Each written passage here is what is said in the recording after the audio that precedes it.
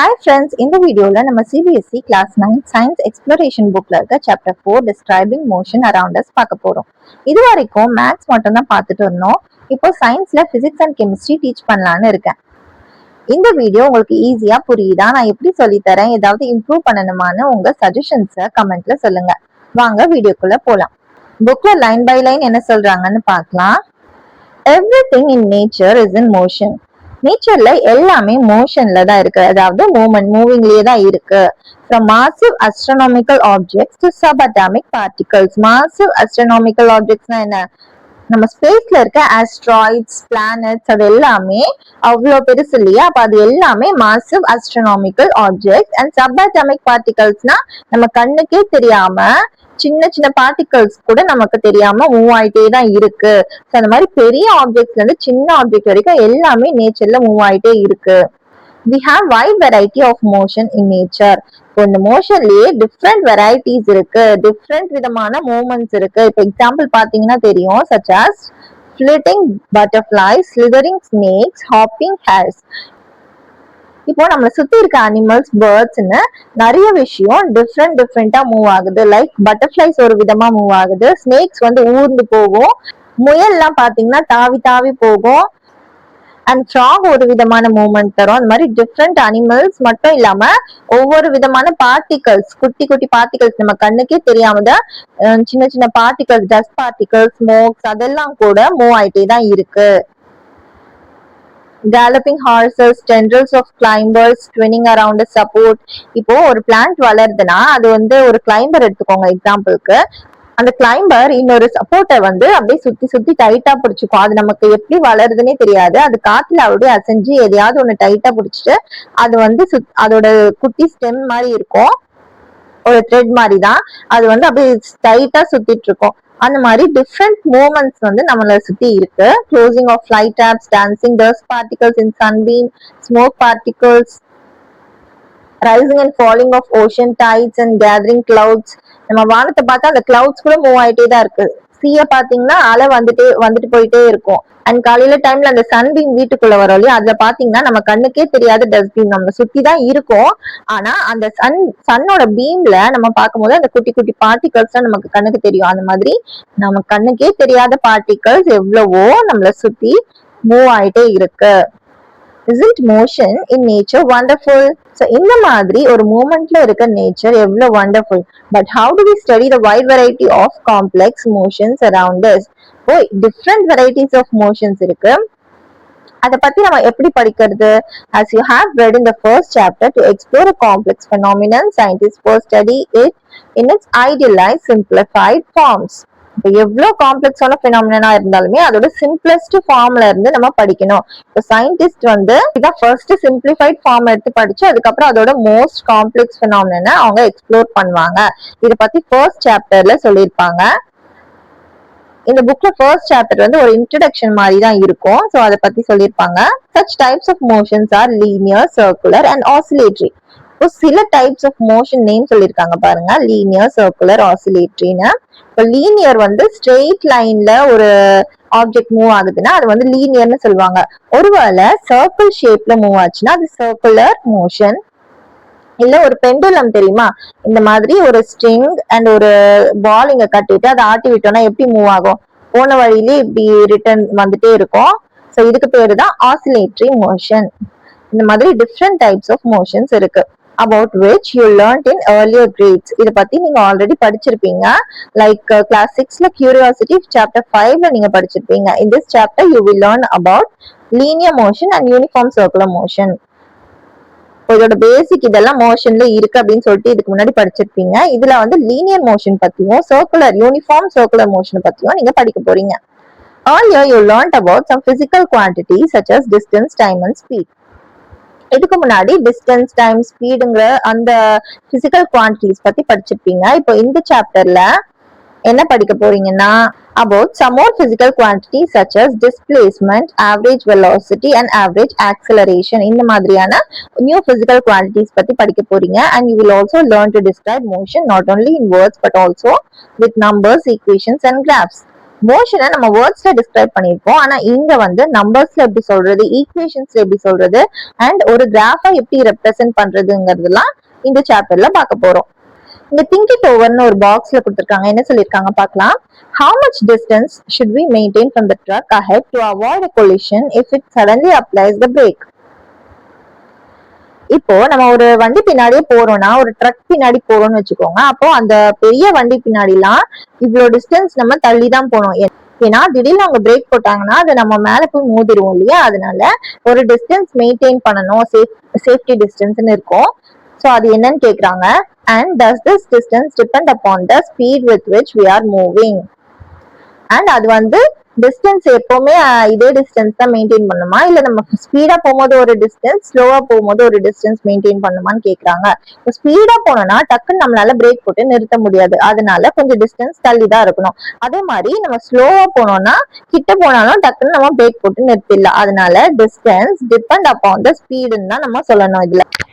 இப்போ 4.1 motion in a straight line.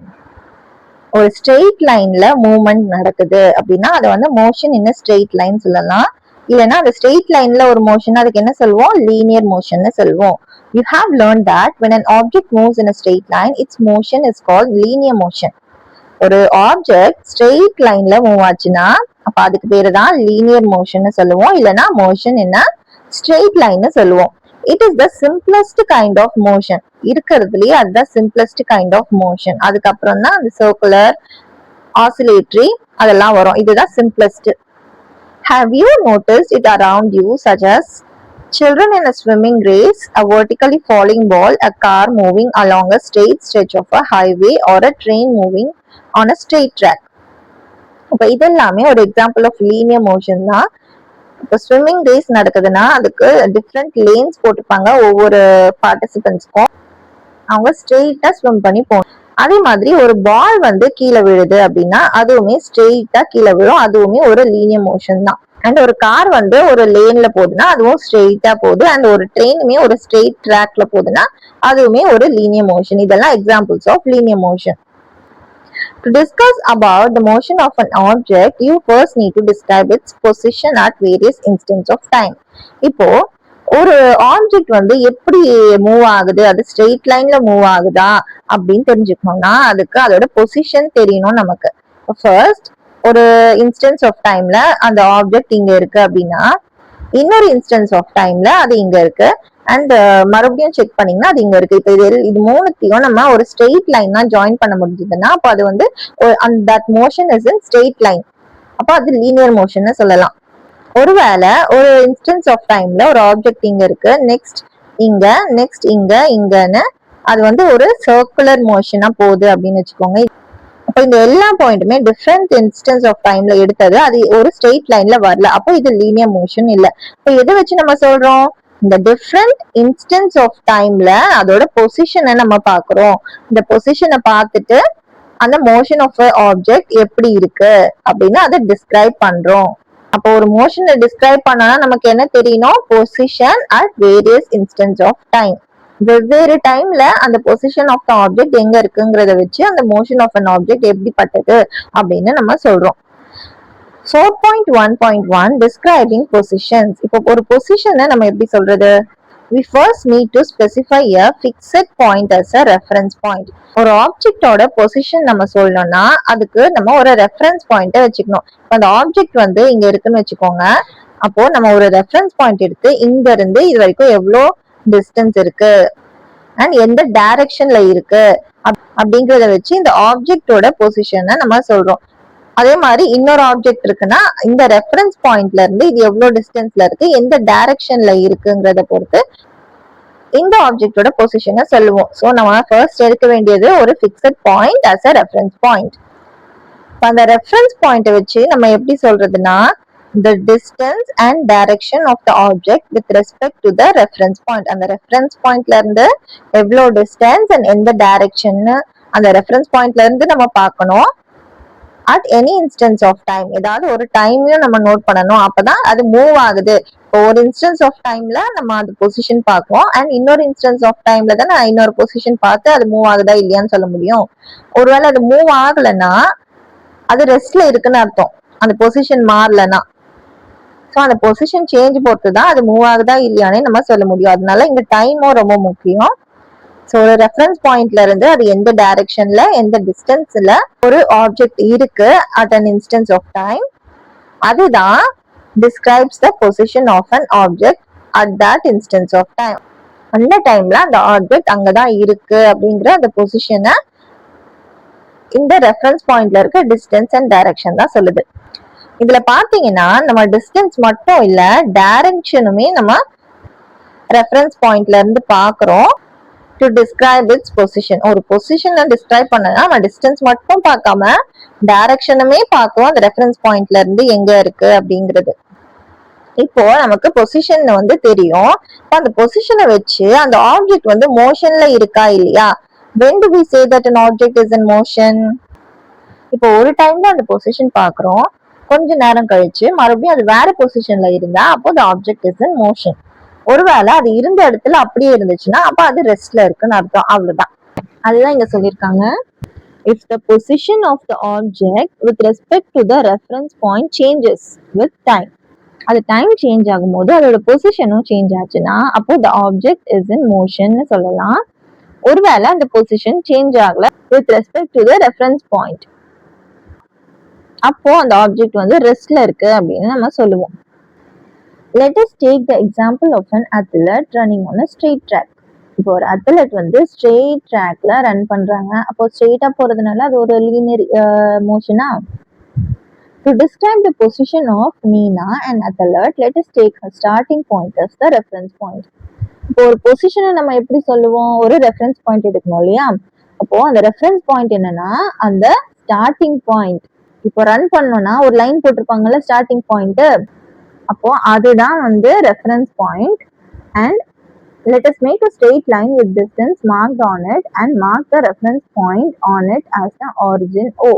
இப்போ அதை எப்படி நம்ம ரெப்ரசென்ட் பண்றது அப்படிங்கறத பார்க்க போறோம். ஒரு ஸ்ட்ரெயிட் லைன் வரைஞ்சிட்டு அதோட டிஸ்டன்ஸை வந்து நம்ம எத்தனை டிஸ்டன்ஸ் 20 மீட்டரா 40 மீட்டரா 60 மீட்டராங்கிறது அந்த லைன்ல ரெப்ரசென்ட் பண்ணுவோம். அண்ட் அந்த ரெஃபரன்ஸ் பாயிண்ட்டை வந்து நம்ம ஆரிஜின் ஓன்னு எடுத்துட்டு அந்த ஆரிஜினுங்கிறது என்ன? அப்போ மூவே ஆகல, 0 மீட்டர் கிராஸ் ஆயிருக்கு, அதுதான் ஆரிஜின். அதுக்கப்புறம் தான் அந்த 20 மீட்டர் 40 மீட்டர்லாம் நம்ம அந்த லைன்ல மார்க் பண்ணுவோம். The athlete starts running from O and her positions at 2 instants of time are marked by points B and A. ஒரு ரெண்டு டிஃப்ரெண்ட் டைம்ல அவங்களோட அந்த அத்லெட்டோட பொசிஷனை மார்க் பண்றாங்க. இப்போ பிங்கிற டைம்ல அவங்க 40 மீட்டர்ஸ் கவர் பண்ணிருக்காங்க. அண்ட் ஏங்கிற கொஞ்ச நேரம் கழிச்சு மறுபடியும் பார்க்கும்போது இப்போ 100 மீட்டர்ஸ்ல அவங்க இருக்காங்க. அந்த மாதிரி 2 டிஃப்ரெண்ட் இன்ஸ்டன்ஸ் ஆஃப் டைம்ல அந்த பாயிண்ட்ஸை மார்க் பண்ணிருக்காங்க அவங்களோட பொசிஷனை. இப்போ ஒரு பொசிஷன் ஆஃப் அன் ஆப்ஜெக்டை நம்ம மார்க் பண்ணோம்னா நம்ம என்ன டிஸ்டன்ஸ் மட்டும் பார்த்தா போதாது, டைரக்ஷனும் பார்க்கணும்னு சொன்னோம் இல்லையா? அப்போ இங்க வந்து என்ன டைரக்ஷன்னா இந்த ஆப்ஜெக்ட் வந்து மூவிங் இன் ஸ்ட்ரெயிட் லைன். அப்போ ஒண்ணு ஃபார்வர்டா போகணும் இல்லைன்னா பேக்வர்ட்ல போகணும். அப்போ ரெண்டு டைரக்ஷன்ஸ் தான் இருக்கு that the athlete can move. அது வந்து ஒன்னு ஃபார்வர்ட் இல்லைன்னா backward. Thus the direction is represented by plus and minus signs. அந்த டைரக்ஷனை எப்படி ரெப்ரசென்ட் பண்றாங்கன்னா பிளஸ் அண்ட் மைனஸ் சைன்ஸ் வச்சு ரெப்ரசென்ட் பண்றாங்க. இப்போ ஃபார்வர்டா போனா பாசிட்டிவ் ஆகவும் அதாவது பிளஸ் ஆகவும், அந்த ரெஃபரன்ஸ் பாயிண்ட்க்கு பேக்வர்ட்ல போனா அது நெகட்டிவ் ஆகவும் நம்ம சொல்ல போறோம். இப்போ அந்த லைன்ல பாத்தீங்கன்னா 0க்கு அடுத்து வர்றதெல்லாம் பாசிட்டிவ் நம்பர்ஸ், அது வந்து ஃபார்வர்டா போறது. ஒருவேளை பேக்வர்டா போறதுன்னா அப்போ நெகட்டிவ் நம்பர்ஸ் தான் இருக்கும். -20 மீட்டர் -40 மீட்டர் அந்த மாதிரி போகும். இப்போ நோட்ல என்ன கொடுத்துருக்காங்க பார்க்கலாம். an instance of time and a time interval. Instance of டைம்னா ஒரு டைம் நம்ம எடுத்திருக்கோம். இப்போ 9 o'clockனா 9 o'clock, அப்புறம் 9:30னா 9:30. அதுதான் வந்து instance of time. And time இன்டர்வல்னா என்னன்னா இப்போ 9 o'clock ஆரம்பிச்சு 9:30னா 30 minutes ஆகுது. அப்போ 30 minutesங்கிறது ஒரு டைம் இன்டர்வல். இப்போ டிஃபரன்ஸ் தெரியுதா? ஒரு பர்டிகுலர் டைமை சொல்றது வந்து இன்ஸ்டன்ஸ் ஆஃப் டைம், இல்ல ஒரு டைம்ல இருந்து இன்னொரு டைம் வரைக்கும் எவ்வளவு நேரம் ஆகுது அந்த மாதிரி சொல்றது வந்து டைம் இன்டர்வல்னு சொல்லுவோம். So instance of time and time interval are not the same. The instance of time is a single reading of the clock. ஒரு சிங்கிள் ரீடிங் கிளாக்க பார்த்து அப்ப என்ன டைமோ அதுதான் அந்த இன்ஸ்டன்ஸ் ஆஃப் டைம்னு சொல்றோம். single reading of a clock at a given point of time. Whereas a time interval என்ன is the time duration between two instants of time. ரெண்டு டைம் 9 and 9:30 அது 30 minutes சொல்லுவோம் இல்லையா, அப்போ ரெண்டு டைம்க்கு நடுவுல இருக்க அந்த டியூரேஷன் தான் டைம் இன்டர்வல்னு சொல்லுவோம். That is between two readings of a clock. இப்போ இது பாத்தீங்கன்னா இன்ஸ்டன்ஸ் ஆஃப் டைமிங் வந்து சிங்கிள் ரீடிங் ஆஃப் அ கிளாக்னு பார்த்தோமா, இங்க வந்து two reading of the clock. அது ரெண்டு reading of a clock in between எவ்வளோ டைம் இருக்கோ அதுதான் டைம் இன்டர்வல்னு சொல்லுவோம். இப்போ இந்த வேர்ட்ஸ்லாம் பார்த்தீங்கன்னா அடிக்கடிக்கு யூஸ் பண்ணுவோம். இன்ஸ்டன்ஸ் ஆஃப் டைம் வந்து நம்ம ஆல்ரெடி நிறைய தடவை பார்த்தோம் இல்லையா, அது மாதிரி டைம் இன்டர்வலும் அப்பப்போ யூஸ் பண்ணுவோம். அது ரெண்டுமே சேம் நினைச்சுக்க கூடாது, அதனால அதோட டிஃப்ரென்ஸை பற்றி நீங்க கிளியரா சொல்லிட்டாங்க. தேங்க்ஸ் ஃபார் வாட்சிங். இந்த வீடியோ உங்களுக்கு பிடிச்சிருந்ததுன்னா லைக் பண்ணுங்க, உங்க ஃப்ரெண்ட்ஸ்க்கு ஷேர் பண்ணுங்க. அண்ட் ஃபார் மோர் வீடியோஸ் கல்வி கிராஃப்ட் சேனலை சப்ஸ்கிரைப் பண்ணுங்க. தேங்க்யூ.